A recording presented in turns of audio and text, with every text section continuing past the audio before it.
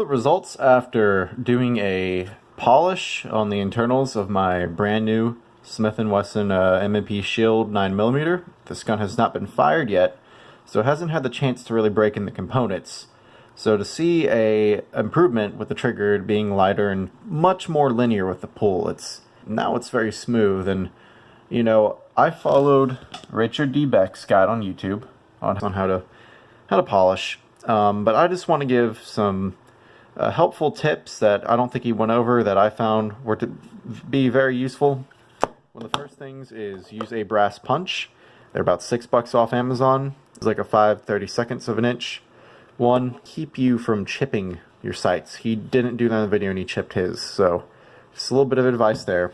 Second thing is, he mostly mentioned using 320 and 400 grit sandpaper to polish the internals. That's not polishing. 320 to 400 is grinding. You are grinding away material. It looks smooth, but on the microscopic level it is not smooth at all. So I bought a variety pack that had 320 and 400 and it also had 600 and 800. I just skipped 600, would go straight to 800 after I was done with these two. And this is what actually is polishing. This is 1500 and 2000 sandpaper. I would recommend for both grinding and polishing to do a wet process, which is getting it wet with water and then sanding everything. Actually, one thing that he did not touch on in his video is the safety. The safeties in these guns are very notorious to operate. They're hard, they're difficult.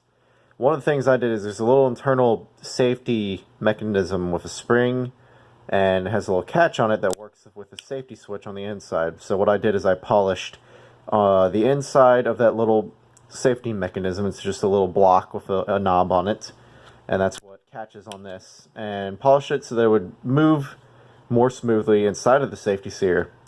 I also polished the safety lever itself where it touches a little bit, and it seems to have helped a little bit. It's still very difficult to operate, so if I were you and I was doing this, I might just cut that spring that operates this just the smallest amount possible that you can, probably with like a little X-Acto blade or something like that, because that'll really help to make this safety smoother to operate if that's kind of your problem.